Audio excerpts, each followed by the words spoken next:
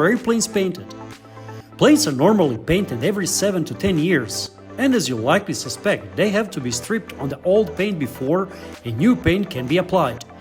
After the old color is stripped off, a primer is applied, then the paint itself.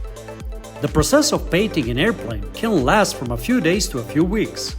You may also need a base coat or a clear coat, depending on the type of paint that you use.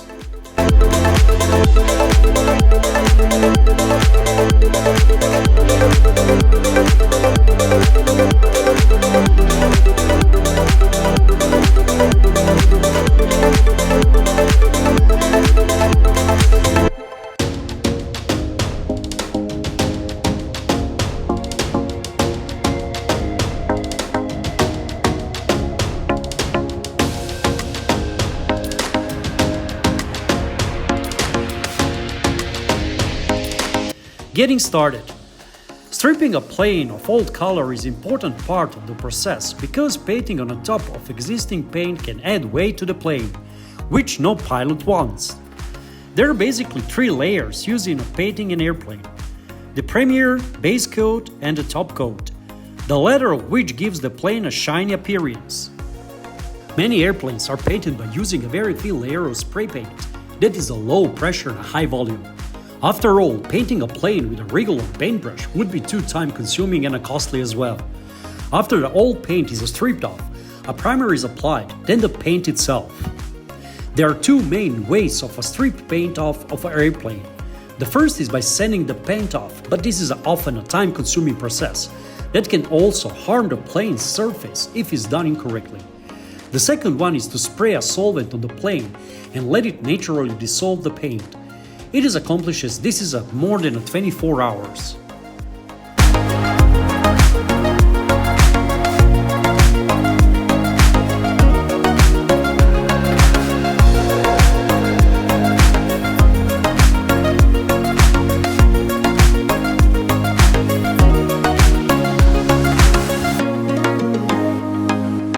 Thin layer are must when painting a plane because not only do they use less paint, but this also makes the plane lighter.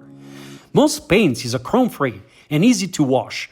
Sometimes the greasing is required just a soap and a water.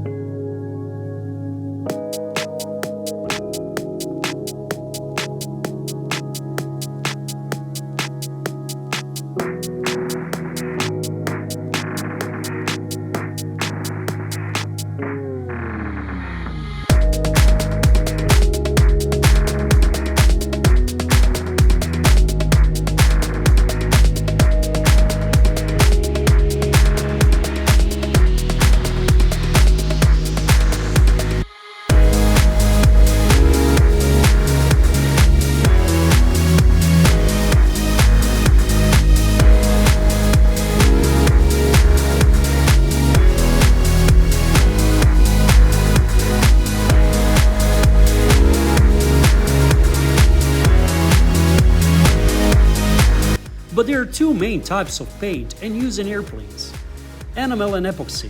Here are the main differences. Epoxy is a polyurethane paint that lays well to airplane surface. It doesn't dry as hard as an enamel, therefore it doesn't chip or become brittle over time. Epoxy has a higher resistance to chemicals and doesn't fade, oxidize, or break down easily. Enamel offers 2 main advantages over epoxy. It is a lower cost option and it's not as dangerous as epoxy because it doesn't give off certain gases when being sprayed. These 2 paints can also be used together. For instance, awful enamel paint is used for the plane design and color. Then the epoxy of polyurethane is applied for extra strength and shine. It is the perfect combination for both hardness and beauty.